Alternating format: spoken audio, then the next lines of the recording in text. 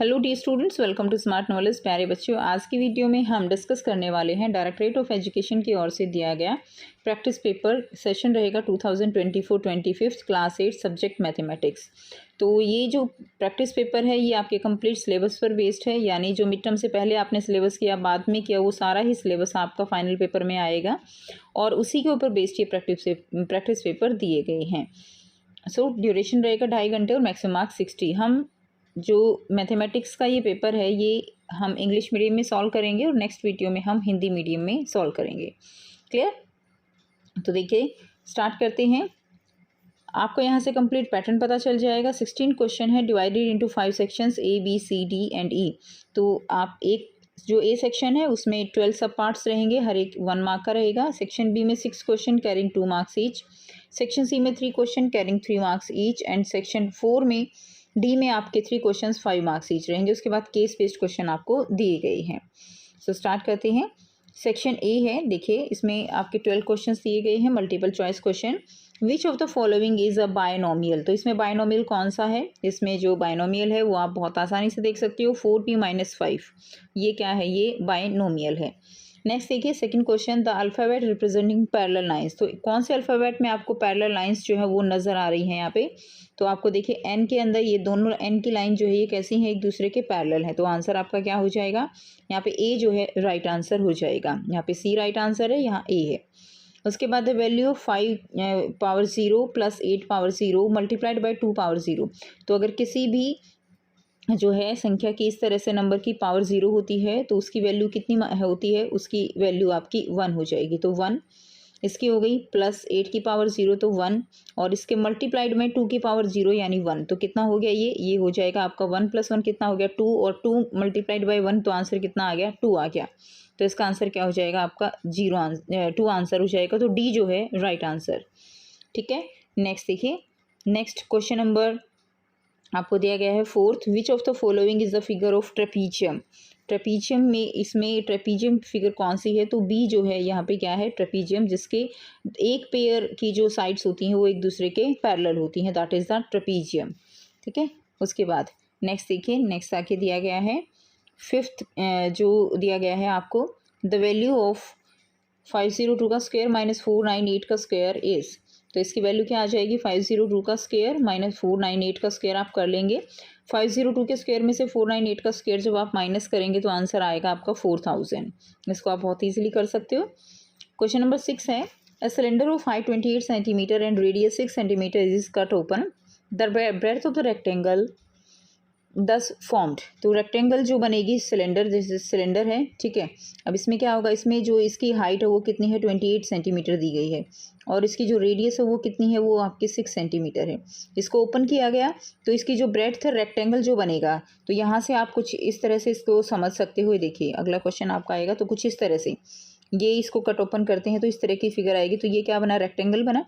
तो इस रेक्टेंगल की जो यहाँ पे ब्रेड्थ है ये वाली, ये कितनी होगी? तो ये कितनी होगी? ये 28 ही रहेगी, क्योंकि जो सिलेंडर की हाइट है वही उसकी रेक्टेंगल का की ब्रेड्थ बनेगी। तो इसका आंसर कितना आ जाएगा? आपका 28 सेंटीमीटर आ जाएगा।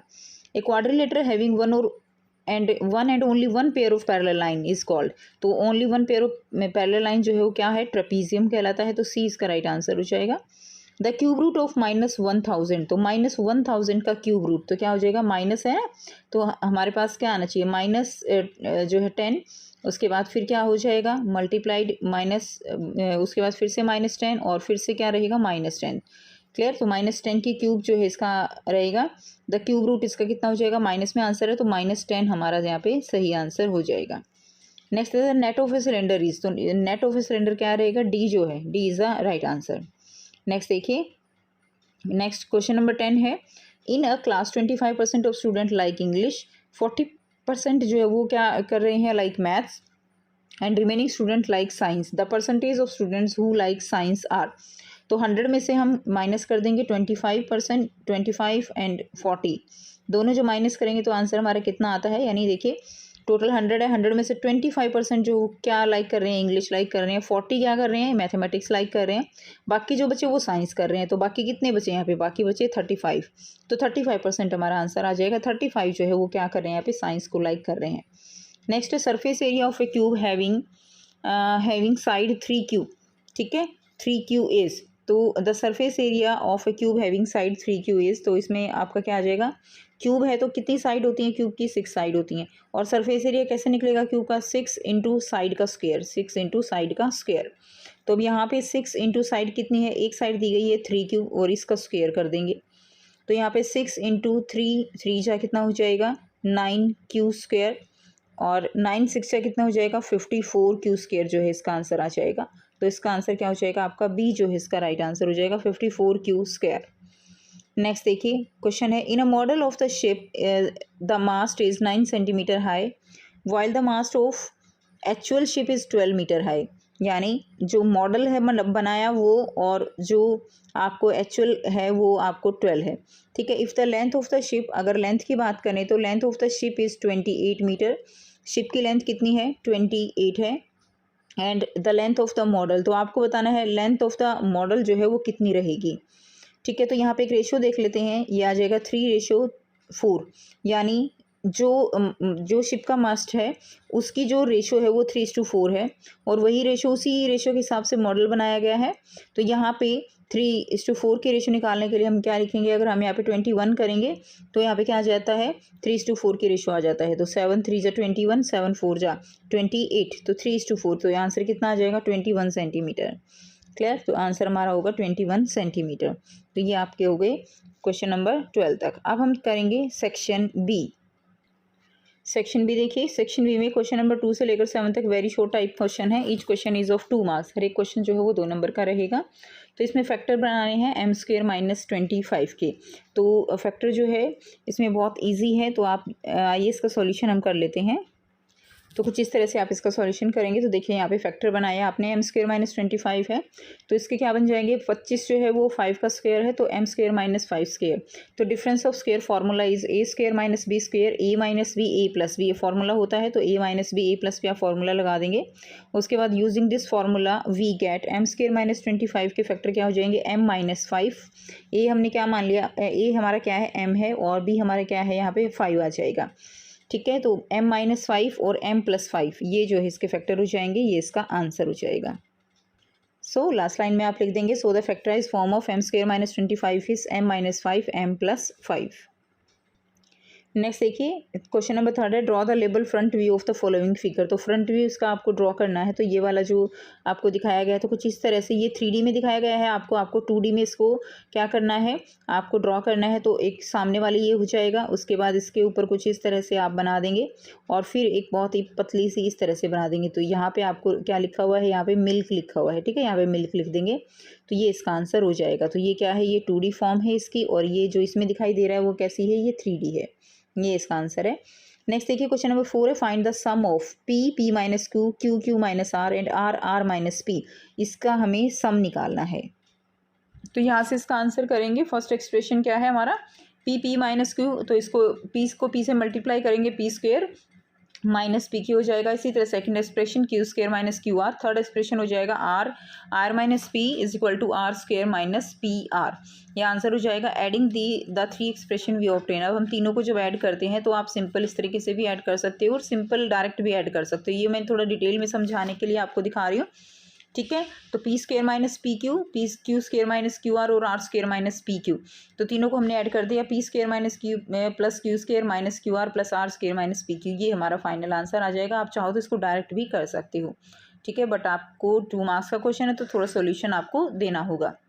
नेक्स्ट देखिए, नेक्स्ट क्वेश्चन दिया गया है, इसमें और में simplify x - 3 + 2 and then evaluate 4x x = 1। इसको सिंप्लीफाई करना है और फिर x को इवेल्युएट 4x = 1 के लिए आपको सॉल्यूशन करना है। आंसर करेंगे, सबसे पहले इसको सिंप्लीफाई करेंगे, तो x ये हमें दिया गया है, तो इससे इसको मल्टीप्लाई करेंगे, x² माइनस ये हो जाएगा, इससे मल्टीप्लाई 3x + 2।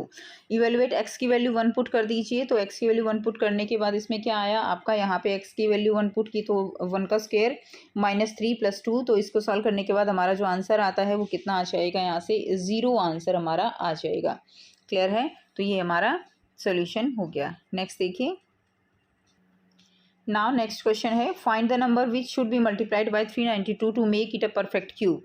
तो आपको बताना है कि 392 को कौन से ऐसे नंबर से मल्टीप्लाई किया जाना चाहिए ताकि ये क्या बन जाए, एक परफेक्ट क्यूब जो है वो बन जाए।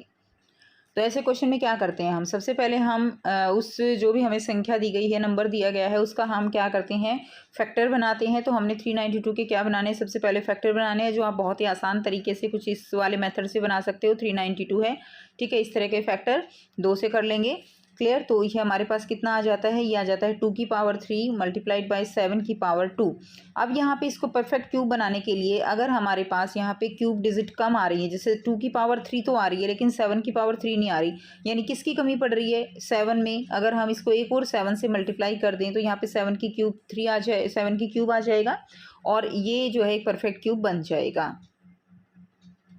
तो इसको परफेक्ट क्यूब बनाने के लिए, ठीक है, ऑल जो एक्सपोनेंट्स हैं उनको जो है मस्ट बी मल्टीपल ऑफ 3 होनी चाहिए। तो the current exponent are 3 4 2 and 2 4 7। तो किससे मल्टीप्लाई करना चाहिए, इसको 7 से मल्टीप्लाई करना होगा। ये हमारा आंसर हो जाएगा। तो आंसर में लिख देंगे 4 7।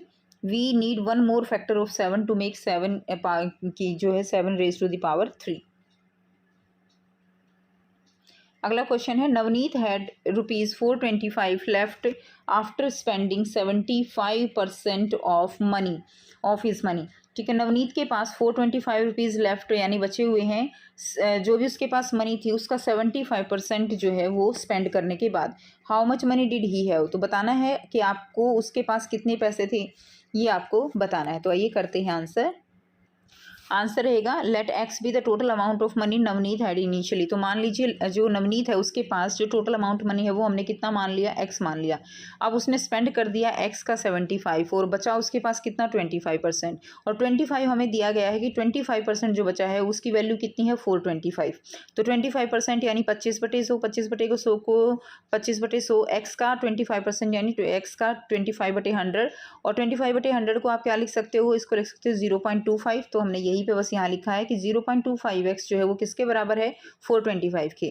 तो यहाँ से x की वैल्यू हम निकाल लेंगे। तो to find x divide both side by 0.25। तो दोनों साइड हमने 0.25 से डिवाइड कर दिया, या आप सिंपल 0.25 को नीचे ले आओगे x की वैल्यू निकालने के लिए, डिवीजन में आ जाएगा। और जब इसको आप सॉल्व करोगे बेटा तो आपका आंसर आ जाएगा यहाँ पे 1700। और यही हमें निकालना था कि जो नवनीत है उसके पास इनिशियली कितने रुपए थे, उसके पास 1700 रुपये थे। 1700 का 75% माइनस करने के बाद आपको 425 अमाउंट जो है यहाँ पे बचता है। नेक्स्ट क्वेश्चन देखिए, क्वेश्चन नंबर 7 है, divide z² - 4z - 12 bye z - 6। तो z² - 4z इसको आपको लॉन्ग डिवीजन मेथड से सॉल्व करना है। तो यहाँ से इसका आंसर करेंगे। इसमें देखिए आपको दिया गया z² - 4z - 12 और z - 6 से इसको हमने डिवाइड किया। तो हमें यहाँ पे क्या चाहिए, स्टार्टिंग में z² चाहिए। तो हमने इसको किससे किया, z से। तो z से करने के बाद हमने क्या किया, यहाँ पे z² - 6z आ गया। अब z² ये साइन नीचे हमने चेंज कर दी है। तो क्या हुआ, z² से z² कैंसिल हो गया। 6z में से 4z माइनस कर दीजिए, 2z बच गया। -12 हमने नीचे ले लिया। उसके बाद हमने इसको किससे किया, हमने यहाँ पे z - 6 को हम किससे करेंगे, +2 से करेंगे, ताकि हम इनको यहाँ से काट सकें। +2 से किया तो यहाँ पे +2z आ गया, -12 आ गया। अब इसके साइन चेंज करेंगे तो यहाँ पे -2z और +12 आ जाएगा। तो ये दोनों एक दूसरे से कट जाएंगे और हमारा आंसर क्या आ जाएगा, 0।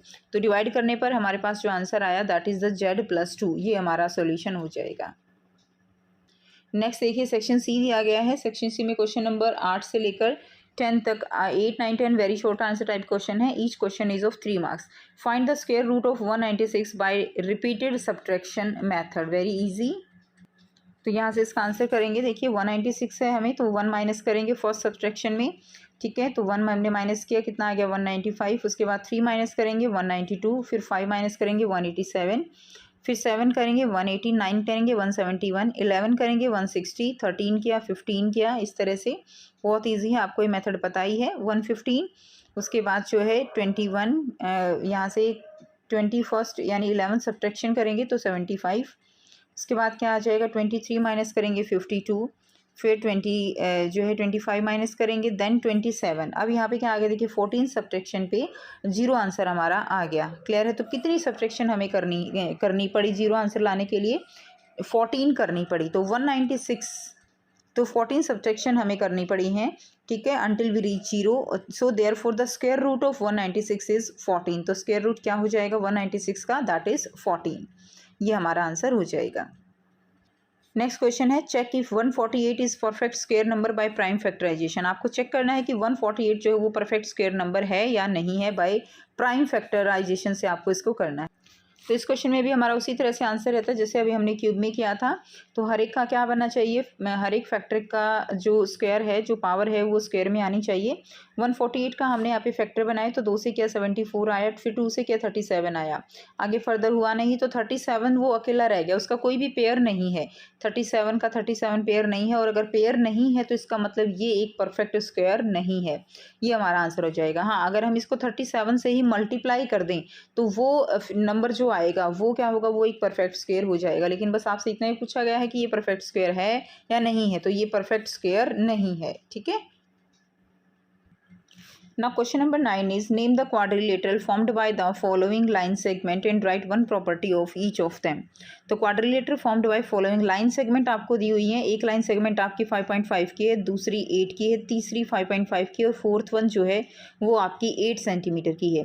यानी दो तो इसमें सेम है, दो और बाकी दो भी सेम है. क्लियर. तो अगर सेम है तो क्या क्या बन सकता है वो हम देखते हैं, थोड़ा सा समझ लेते हैं. तो एक तो ये रेक्टेंगल बन सकता है कि आमने सामने की क्या हो जाए, एक दूसरे की बिल्कुल सेम हो जाए, ये बन सकता है. दूसरा पैरेललोग्राम भी इसमें बन सकता है कि कुछ इस तरह जो है, जो लाइन सेगमेंट हैं वो आपकी क्या रहें, सेम रहें.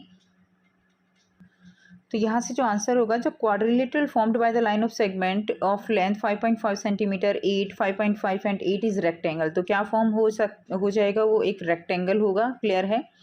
इसमें प्रॉपर्टी क्या रहेगी रेक्टेंगल की, आपको एक प्रॉपर्टी भी बतानी है. Opposite sides are equal and parallel and each interior angle is 90. तो हर एक एंगल जो है ये कितने का होगा, अगर रेक्टेंगल बनाते हो तो ये 90 डिग्री का होना चाहिए. लेकिन सेकंड थिंग क्या है कि अगर एंगल 90 डिग्री के नहीं है, alternatively if the angles between the sides were not all 90, the shape could be a parallelogram. क्या हो सकती है शेप, द शेप जो है वो पैरेललोग्राम हो सकती है. सो प्रॉपर्टी ऑफ पैरेललोग्राम क्या रहेगी, opposite side are equal and parallel but the angles are not necessarily 90 degree. तो जो है कुछ इस तरह से क्या बन जाएगी, पैरेललोग्राम बन जाएगा, बट इसमें एंगल 90 डिग्री नहीं होंगे, लेकिन साइड्स जो हैं वो क्या रहेंगी, साइड्स आमने सामने की वो इक्वल रहेंगी. क्लियर. लेकिन एंगल जो है वो हमारे 90 डिग्री के नहीं होंगे. तो ये पैरेललोग्राम की प्रॉपर्टी हो जाएगी. तो जो भी आप बनाओगे उसी के अकॉर्डिंग आपको प्रॉपर्टी लिखनी है. नेक्स्ट क्वेश्चन देखिए. नेक्स्ट क्वेश्चन है question number 10, factorise 10ab plus 4a plus 5b plus 2. तो इसको फैक्टराइज के फैक्टर करने हैं. तो यहाँ से आप इसका सॉल्यूशन करेंगे. 10ab plus 4a plus 5b plus 2. ठीक है. इसके फैक्टर कैसे करेंगे, यहाँ से 5p हमने कॉमन लिया तो 2a प्लस 1 एंड 2 कॉमन लिया तो 2a प्लस 1. तो यहाँ से 2a plus 1 and 5b plus 2 ये क्या आ जाएंगे, इसके फैक्टर्स आ जाएंगे. तो ये इसका सॉल्यूशन हो जाएगा. नेक्स्ट देखिए. नेक्स्ट सेक्शन डी दिया गया है. क्वेश्चन 11 से 13 जो है लॉन्ग आंसर टाइप क्वेश्चन है. Each question is of 5 marks. हर एक क्वेश्चन 5 नंबर का रहेगा. A pentagon is divided into 2 ways as shown in figure. तो ये एक पेंटागन है. पेंटागन इसको दो तरह से डिवाइड किया गया है. एक तो इसको ऐसे डिवाइड किया गया है और एक इसको यहाँ से इस तरह से डिवाइड किया गया है. Calculate the area of this pentagon by both ways. तो दोनों ही तरह से, जब इसको यहाँ से डिवाइड किया गया और ऐसे किया गया, तो इसका आपको एरिया निकालना है. आपको यहाँ पे कुछ इन्फॉर्मेशन दी गई है. ये वाली साइड इसकी 15 सेंटीमीटर है, ये वाली 15 है, नीचे 15 है, और टोटल जो इसकी हाइट दी गई है वो कितनी दी गई है, 30 मीटर दी गई है. तो इसके बेस्ड हमें कंप्लीट जो है इन्फॉर्मेशन के बेस पे हमें इसका एरिया निकालना है दोनों तरह से. उसके बाद है एरिया निकालना है. तो फर्स्ट वे क्या है कि जब इसको बीच में से डिवाइड किया गया है, ठीक है, तो अब इसका हम देखेंगे. तो इसमें कैसे निकालेंगे, area of trapezium A B C P और area of trapezium A E, ठीक है, ए ई सी और पी या ए ई डी पी. तो इन दोनों को अगर हम प्लस करेंगे तो हमारे पास इसका टोटल एरिया निकल जाएगा. तो यहाँ पे आप फॉर्मूला लगा देंगे 1/2 A P plus B C into C P plus 1/2 E D plus A P into D P. ठीक है. तो ये आप इसमें लगा देंगे. क्लियर. उसके बाद देखिए हमारे पास यहाँ पे ए पी कितनी है, ये जो दी गई है ये हमारे पास 30 है. सारी वैल्यूज़ पुट कर देंगे. बी सी हमारे पास कितनी है, 15 है, इंटू सी पी. ठीक है. प्लस हाफ ई डी कितनी है हमारे पास, ई डी भी 15 है, ए पी हमारे पास 30 है, इंटू डी पी. उसके बाद देखिए नेक्स्ट यहाँ पे इनकी वैल्यू भी पुट कर देंगे, सी पी की भी और डी पी की भी. उसके बाद यहाँ से जो आंसर आएगा, हमारा आंसर आ जाएगा 337.5 मीटर। ठीक है। नेक्स्ट में हम यहाँ पे देखेंगे परपेंडिकुलर हमने ड्रॉ कर लिया है AM, इस तरह से काटा गया है इसको, और यहाँ पे हमने एक परपेंडिकुलर ड्रॉ कर लिया। तो AM की जो वैल्यू आएगी वो कितनी आएगी, हमारे पास जो टोटल है वो कितनी है 30 है, और यहाँ तक कितनी है 15 है। तो AM की इसकी वैल्यू कितनी आई हमारे पास 15 मीटर। तो एरिया निकालेंगे, area of pentagon, area of, तो यहाँ से इसको निकालेंगे, एरिया ऑफ पेंटागन निकालेंगे, एरिया ऑफ ट्राइंगल ABE और एरिया ऑफ स्क्वायर ABCDE। तो हम ट्राइंगल का एरिया निकाल लेंगे और स्क्वायर का एरिया निकाल लेंगे। क्लियर। तो यहाँ से हमारे पास जो वैल्यूज़ आएंगी 1/2, 15 × 15 ये ट्राइंगल का कर लिया, एंड 15 × 15 हमने क्या कर लिया स्क्वायर का निकालने के लिए। तो हमारा आंसर यहाँ से कितना आ जाएगा 337.5। तो ये हमारा आंसर हो जाएगा। तो यहाँ से आप इसका सोल्यूशन कर लेंगे। नेक्स्ट क्वेश्चन नंबर 12 है, Aniket deposit an amount 50,000 in a bank, the bank offer the 10% rate of interest compounded annually, how much interest will Aniket get after 1 year, also find. ठीक है। तो 50,000 उसने बैंक में जमा कराए, और बैंक जो है 10% rate of compound interest annually charge कर रहा है। How much interest will Aniket get after 1 year, 1 साल के बाद उसको क्या रेट ऑफ क्या इंटरेस्ट मिलेगा, और प्रिंसिपल कितना रहेगा सेकेंड ईयर के लिए, और कंपाउंड इंटरेस्ट 4 साल के बाद जो है कितना होगा। तो वो आपको यहाँ पर कंप्लीट इन्फॉर्मेशन बतानी है। तो देखिए यहाँ पे जो भी इन्फॉर्मेशन दी गई सबसे पहले वो लिख लेते हैं। प्रिंसिपल हमारे पास कितना है 50,000, रेट ऑफ इंटरेस्ट कितना है 10% कंपाउंड एनुअली, टाइम कितना है फर्स्ट पार्ट के लिए 1 ईयर का, calculate amount after first year.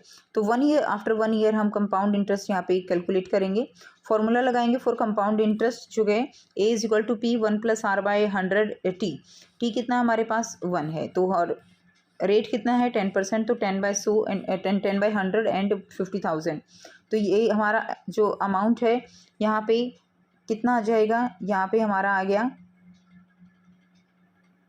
50,000 into 1.1। तो टोटल अमाउंट कितना आ जाएगा, यहाँ पे टोटल अमाउंट हमारा 55,000 आ गया।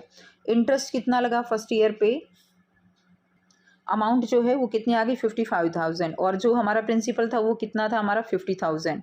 तो यानी इंटरेस्ट फर्स्ट ईयर के लिए कितना लगा, टोटल अमाउंट में से हम जो प्रिंसिपल है वो माइनस कर देंगे। तो 55,000 में से 50,000 हमने माइनस कर दिया, तो कितना आंसर आ गया, इंटरेस्ट जो आ गया 1 ईयर के लिए वो कितना आ गया हमारा 5,000। नेक्स्ट जो पार्ट हमें दिया गया है, सेकंड पार्ट में दिया गया है principal for the second year, second year के लिए कितना प्रिंसिपल रहेगा।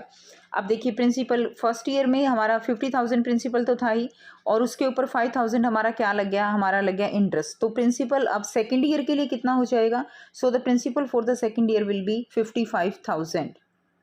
अब हमें निकालना है कि let's find the compound interest after 4 years, 4 years के बाद कंपाउंड इंटरेस्ट क्या होगा। तो फॉर्मूला लगा देंगे, बस टी की वैल्यू हमें कितनी रखनी है 4 रखनी है।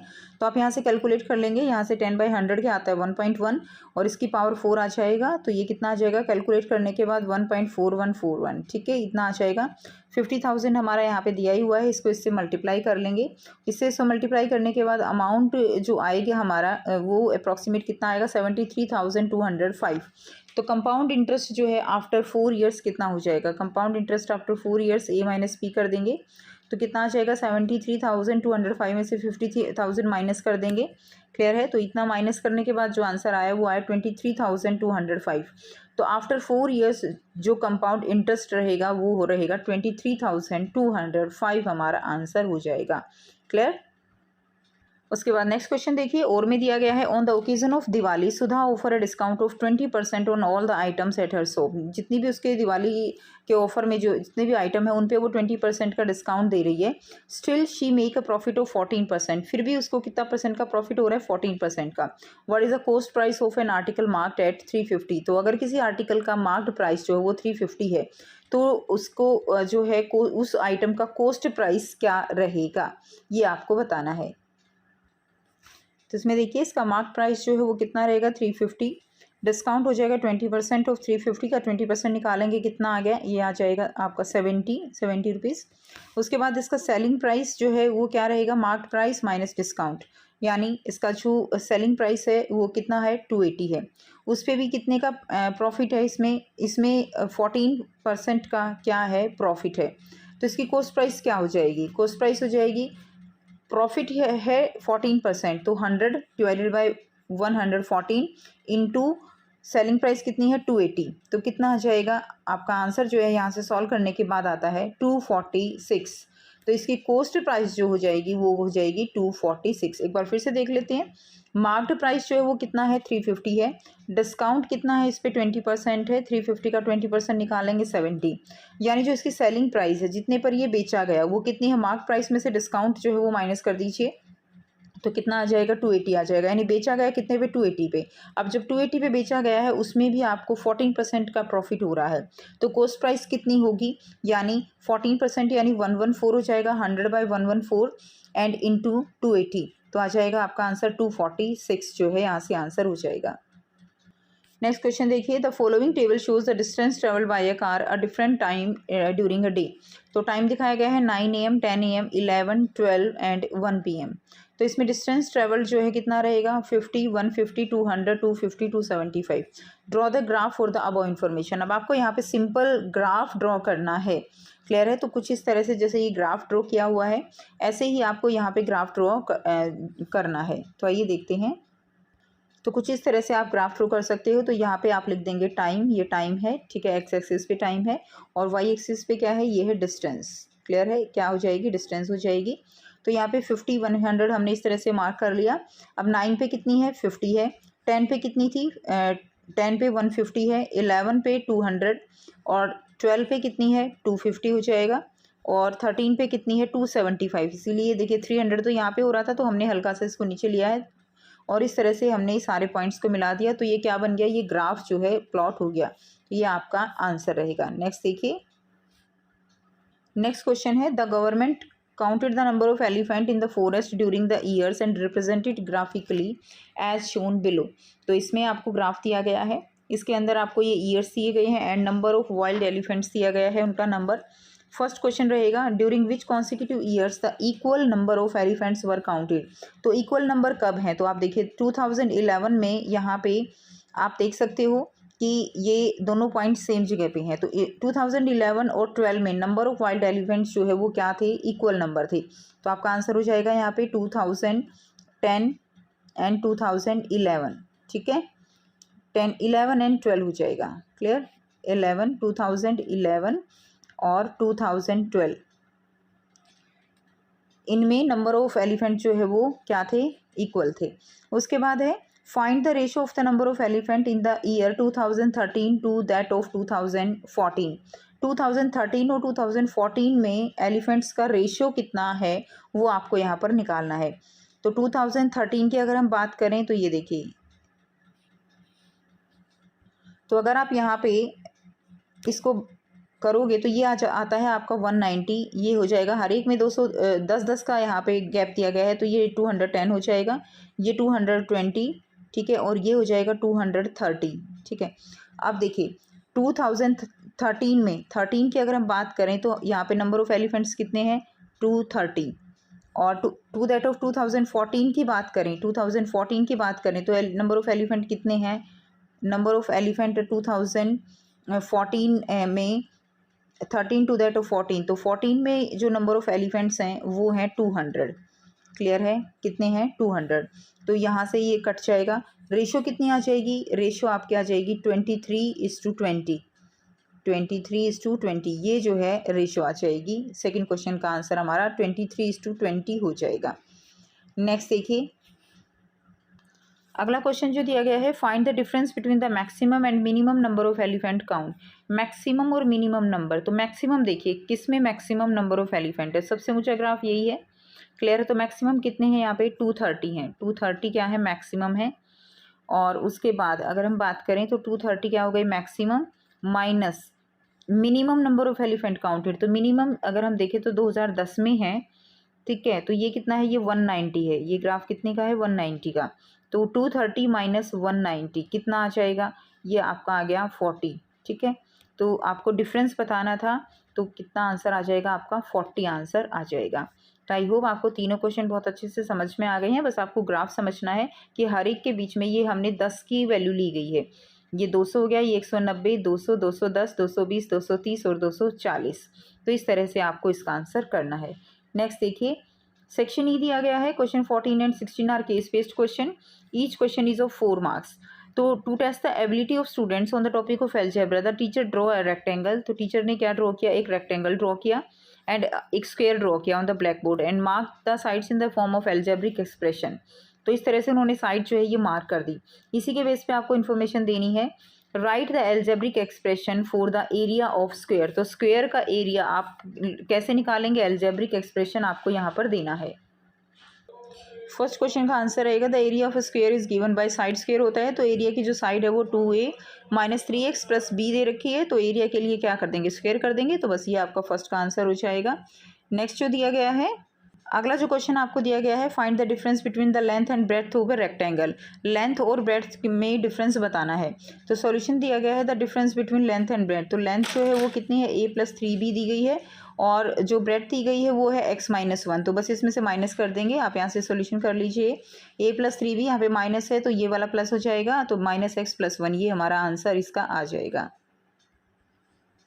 अगला क्वेश्चन देखिए, find the side of a square at a की वैल्यू दी गई है 5, b की 1 है और x की 3 है।